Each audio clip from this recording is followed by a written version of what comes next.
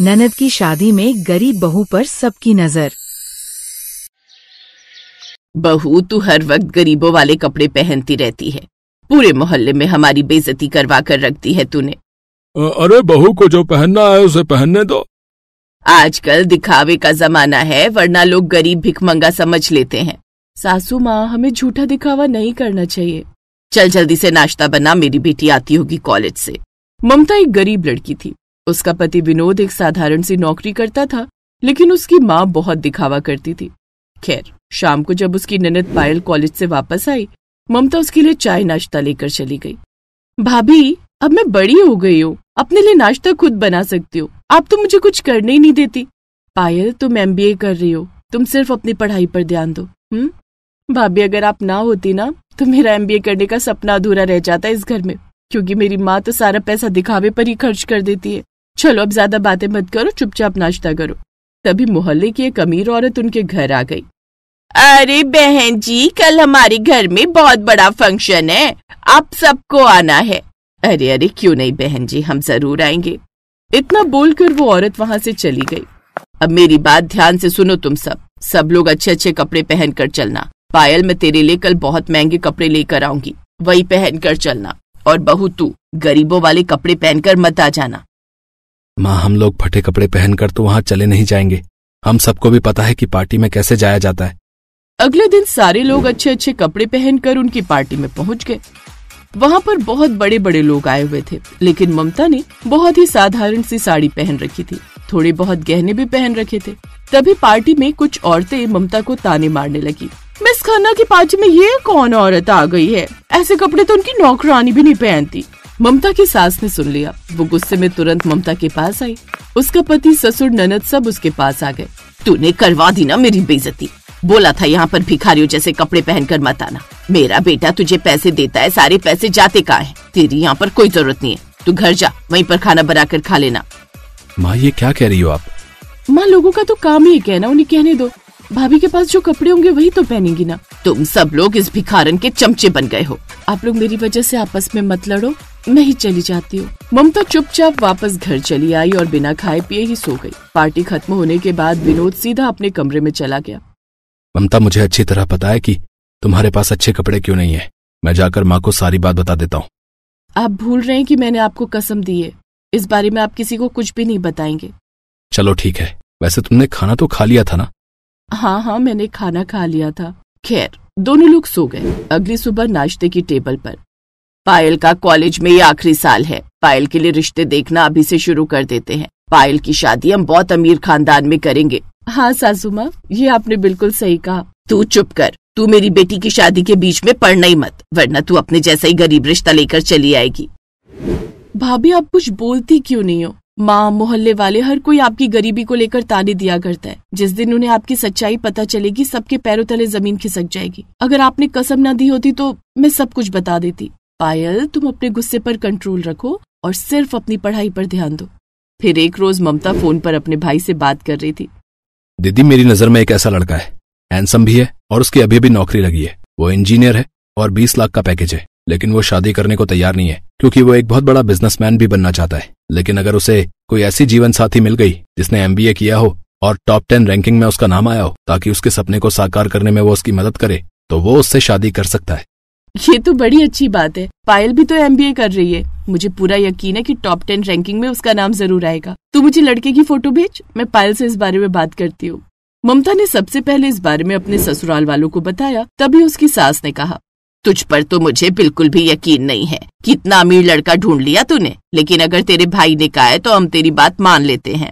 रात में छत पर ममता ने इस बारे में पायल से बात की। फिर भी पायल उदास थी।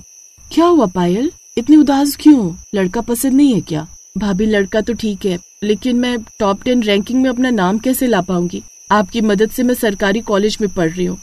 टॉप 10 में रैंकिंग लाने के लिए मुझे प्राइवेट कोचिंग लगानी पड़ेगी, बहुत सारी किताबें लेनी पड़ेंगी, लैपटॉप लेना पड़ेगा, तब जाकर मैं वो मुकाम हासिल कर सकती हूँ। आप तो जानती हो, मेरी माँ सारे पैसे मेरे कपड़ों पर, मेरे मेकअप के सामान पर, मुझे ब्यूटी पार्लर भेजने में खर्चा करती रहती हैं। पढ़ाई के लिए वो 1 रुपया नहीं देती मुझे। बस इतनी सी बात। तू फिक्र मत कर, सब कुछ हो जाएगा। अगले दिन ममता ने अपने सारे गहने बेचकर पायल की प्राइवेट कोचिंग लगवा दी। उसके लिए लैपटॉप और किताब। रिजल्ट आया तो उसने अपने शहर में टॉप किया। शर्त के अनुसार लड़का पायल से शादी करने को मान गया और कुछ ही दिनों में दोनों की शादी होने लगी। शादी के फंक्शन में बहुत बड़े बड़े लोग आए हुए थे, लेकिन ममता ने बहुत ही साधारण गरीबों वाली साड़ी पहन रखी थी। उसने गहने भी नहीं पहन रखे थे। सबकी नजरें गरीब भाभी पर ही थी। इस औरत को देख रही हो, ये लड़की की भाभी है, पर ऐसा लग रहा है जैसे कोई भिखारन है। खैर, वरमाला के बाद स्टेज पर सभी का फोटो सेशन चल रहा था। ममता कोने में छुपकर खड़ी थी ताकि कोई उसे देख न ले। तभी पायल भागते हुए उसके पास आई और उसका हाथ पकड़कर स्टेज पर ले आई। फिर उसने माइक से बोलना शुरू किया। आप लोग मेरी बात ध्यान से सुनिए, ये मेरी भाभी हैं। मैं देख रही हूँ सबकी नजरें हैं मेरी भाभी पर। उनके साधारण कपड़ों पर है, क्योंकि उन्होंने ना महंगे कपड़े पहन रखे हैं ना ही गहने पहन रखे हैं। लेकिन ऐसा उन्होंने क्यों किया, आज मैं उसका कारण बताती हूँ। पायल, ये क्या कर रही है तू? आप शांत रहिए भाभी। दरअसल मेरी माँ को दिखावा करना बहुत पसंद है। मैं जब MBA करने वाली थी तब माँ ने मुझे 1 रुपया नहीं दिया। वो सारे पैसे मेरे मेकअप पर, मुझे ब्यूटी पार्लर भेजने पर, मुझे महंगे महंगे कपड़े पहनाने में खर्च किया करती थी। फिर किसी तरह भाभी ने पैसे इकट्ठे करके मेरा गवर्नमेंट कॉलेज में एडमिशन कराया, और जो मैंने टॉप किया है ना, ये भाभी की बदौलत ही हो पाया है। इन्होंने अपने सारे गहने बेच दिए, मेरी प्राइवेट कोचिंग लगवाई, मुझे किताबें ला कर दी, लैपटॉप ला कर दिया, और रात रात भर पढ़ाई में मेरी मदद भी किया करती थी। तब जाकर मैं आज इस मुकाम पर पहुंची हूँ। सभी का सर शर्म से झुक गया। तभी पायल के होने वाले पति ने कहा, पायल, तुम्हारी भाभी तो सच में महान है। भाभी, आपकी वजह से आज पायल जैसी लड़की मुझे मिली। मैं आपको गिफ्ट देना चाहता हूँ। लड़के ने ममता को ढेर सारे गहने, महंगी महंगी साड़ियाँ गिफ्ट कर दी। भाभी, आपको मेरी कसम है, जल्दी से ड्रेस और गहने पहन कर आइए। थोड़ी देर में ममता महंगी डिजाइनर साड़ी और गहने पहन कर आई। अब उसने पार्टी में सबसे महंगी ड्रेस पहन रखी थी। एक बार फिर से सबकी नजरें उस पर टिक गई। तभी उसकी सास स्टेज पर आई। बहू, मुझे माफ कर देना। आज मुझे पता चला कि मेरा बेटा जो पैसे तुझे देता था, उन पैसों से तूने मेरी बेटी को पढ़ाया। उस दिन के बाद उसने दिखावा करना बंद कर दिया और सब खुशी खुशी रहने लगे।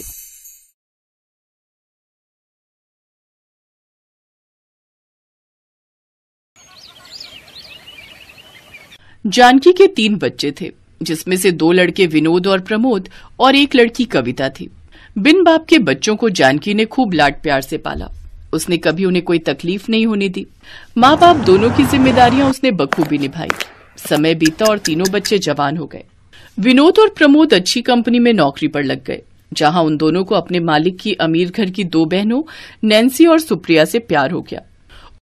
जानकी को भी दोनों लड़कियां पसंद आ गईं। फिर सबकी रजामंदी से शादी की तारीख पक्की हो गई। माँ, मैं तो अपने भाइयों की शादी में गाउन पहनूंगी। हाँ, तू तो ऐसे तैयारी कर रही है जैसे हमारी नहीं बल्कि तेरी शादी हो, हैं? और क्या भला, आखिर क्या जरूरत है बेकार में खर्चा करने की? माँ, ये तो तुम्हारी ही साड़ियों से कोई पहन लेगी, हैं?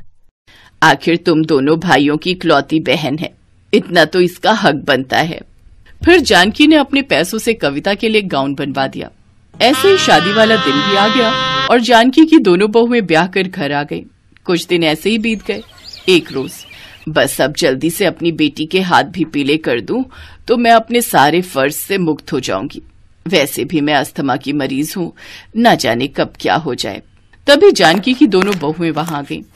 अगर दोनों माँ बेटी की खुसुर फुसुर खत्म हो गई हो तो घर के कुछ काम कर लें, और नहीं तो क्या, अब हम दोनों सारा दिन किचन में रहकर खाना बनाएंगी क्या? ना बाबा ना, हमसे तो ना होगा ये। चल कविता, रसोई में बर्तन रखे हैं, उन्हें धो दे, फिर खाना बना ले जाकर। इस तरह दोनों अमीर घर से आई बहुएं सास ननद से घर के काम करवाने लगी। दोनों बड़े घर से आई थी, लेकिन फिर भी उनके मन में लालच भरा हुआ था। सुनिए जी, ये माँ जी कविता को कुछ ज्यादा ही प्यार करती हैं। अब कल की ही बात लो, माँ जी ने अपनी सोने की बालियां कविता को दे दी। मुझे तो डर है कहीं एक दिन वो ये घर भी उनके नाम ना कर दें। और क्या, वैसे भी किसी के मन में कपट आते कहाँ देर लगती है। दोनों बीवियों ने अपने पति के मन में बीज बो दिया। फिर क्या था, अगले ही दिन विनोद और प्रमोद वसीयतनामा लेकर अपनी माँ के पास पहुंच गए। माँ, इन पेपर्स में साइन कर दो। कैसे पेपर्स और क्या लिखा है इसमें? यही कि आपको कुछ हो गया तो आपकी ये सारी प्रॉपर्टी हमें बट जाएगी। अपने जीते जी तो मैं ऐसा नहीं करूंगी। माँ, आप मेरी चिंता क्यों कर रही हो? और वैसे भी अभी तो मैं पढ़ ही रही हूँ। आप ये घर बेझिझक होकर साइन कर दो। अपनी बेटी की बात मानकर जानकी ने वैसा ही किया। लेकिन अब तो जैसे नैन्सी और सुप्रिया का सपना पूरा हो गया। एक रोज दोनों भाई ऑफिस के काम से शहर से बाहर गए होते हैं। और कविता की दोनों भाभियां किट्टी पार्टी में गई होती हैं। तभी अचानक जानकी की तबीयत खराब हो जाती है। दोनों भाभियां फोन नहीं उठा रही, अब क्या करूं? माँ तुम चिंता मत करो, मैं तुम्हें अभी अस्पताल लेकर चलती हूँ। कविता बाहर ऑटो ढूंढने जाती है, लेकिन जब तक वो वापस आती तब तक जानकी दम तोड़ चुकी थी। अपनी माँ की मौत के सदमे से कविता को बहुत गहरी चोट पहुंची थी, लेकिन अभी उसका दुख दूर नहीं हुआ था कि उसकी दोनों भाभियों ने वो कर दिया जिसकी उसे उम्मीद नहीं थी। नहीं भाभी, मैं इस घर को छोड़कर कहीं नहीं जाऊंगी। इस घर में मेरी ये माँ की यादें बसती हैं, लेकिन तुम्हें हमारे साथ ये घर छोड़कर जाना ही होगा, क्योंकि हमने ये घर बेच दिया है। तुम ऐसा कैसे कर सकती हो भाभी? नहीं, मैं अपने रहते इस घर को नहीं बेचने दूंगी। इसके अलावा तुम्हारे पास कोई ऑप्शन भी नहीं है, क्योंकि माँ ने ये अपने दोनों बेटों के नाम कर दिया था। दरअसल उस रोज उन्होंने वसीयतनामे पर अपना ही नाम लिखा था, कविता का नहीं। कविता मजबूर थी, वो कुछ नहीं कर पाई और मजबूर होकर अपनी भाभियों के साथ चली गई। कविता हमेशा अपनी माँ को याद करके रोती रहती। ओफो, अब ये तुम्हारा रोना धोना आखिर कब तक चलेगा? चलो अब ये सब ड्रामा बंद करो और घर के काम करो जाकर। आखिर कब तक मुफ्त की रोटियां तोड़ेगी? हाँ उठो अब, और रसोई में बर्तन पड़े हैं उन्हें धो लो, फिर कपड़े भी धो लेना, लेकिन पहले रसोई में जाकर नाश्ता बना लो। अगर मैंने इनकी बात नहीं मानी तो ये दोनों मुझे घर से निकाल देंगी, फिर मैं कहाँ जाऊंगी? अब कविता सारा दिन घर का काम करती और जब समय मिलता तब आधी रात को पढ़ने बैठती। एक दिन घर में विनोद और प्रमोद की बिजनेस पार्टी थी। उसमें क्लाइंट्स के साथ उनकी वाइफ भी आई थी। सारी तैयारी कविता ने अकेले कर ली। तभी पार्टी में एक औरत ने नैन्सी से पूछा, ये लड़की कौन है नैन्सी? ये हमारी नौकरानी है। ये सुनकर कविता को बहुत बुरा लगा और वो बिना किसी से कुछ कहे उस घर से चली गई। लेकिन उसे कहीं ठिकाना नहीं मिला, इसलिए वो फुटपाथ पर रहने लगी और भीख मांगकर अपना गुजारा करती, साथ ही अपनी पढ़ाई भी करती। समय बीतता रहा और एक दिन उसकी मेहनत रंग लाई। उसने एसएससी की परीक्षा पास कर ली। फिर भीख मांगने वाली एक गरीब ननद इनकम टैक्स अफसर बन गई। ऐसे ही समय बीता। एक रोज, हे राम, हम लुट गए, बर्बाद हो गए। क्या हुआ? ऐसे क्यों चिल्ला रही हो? हमारे हस्बैंड के दफ्तर में पुलिस वालों की रेड पड़ी है, सब कुछ जब्त हो गया, ऑफिस सील हो गया और गार्ड कह रहा था अब वो टीम हमारे घर ही आ रही है। हमें क्या पता था ये दोनों भाई गैर कानूनी काम करते हैं। क्या? अब हम कहाँ जाएंगे? फुटपाथ पर। न जाने किसके श्राप का फल है जो हमें ये दिन देखने को मिल रहे हैं। तभी पुलिस वहां आ गई और उन्होंने उनके घर को भी सील कर दिया। अब वो दोनों सड़क पर आ गई। उधर कविता सरकारी आवास में रहती थी। उसने जब अपने भाइयों के बारे में अखबार में पढ़ा तो वो खुद को उनसे मिलने से रोक नहीं पाई। वो अपनी कार से जा ही रही थी कि तभी उसने अपनी दोनों भाभियों को फुटपाथ पर बैठे देखा। भाभी, आप दोनों यहाँ? ये सब कैसे हो गया? मैंने अभी अभी अखबार में देखा जो कुछ भी आपके साथ हुआ। ये सब हमारे कर्मों का फल है कविता। हमने जो तुम्हारे साथ किया उसकी सजा हमें मिल गई। अब तुम हमें माफ कर दो। हाँ नैन्सी, अब तुम हमें माफ कर दो। आप दोनों घबराओ मत और मेरी गाड़ी में बैठो और मेरे घर चलो। तुम्हारी गाड़ी? तुम्हारा घर? हाँ, अब मैं एक इनकम टैक्स ऑफिसर बन गई हूँ। अपने दोनों भाइयों को छुड़वाने के लिए कुछ करती हूँ मैं। खुशी के मारे उसकी भाभियों ने उसे गले से लगा लिया। उसने अपने भाइयों की भी जमानत करवा दी। अब दोनों भाइयों ने कसम खा ली कि वो अब ईमानदारी से काम करेंगे। अब दोनों अमीर भाभियां अपनी गरीब ननद के बड़प्पन के आगे झुक गई, क्योंकि आज उनकी गरीब ननद उन दोनों से भी ज्यादा अमीर थी।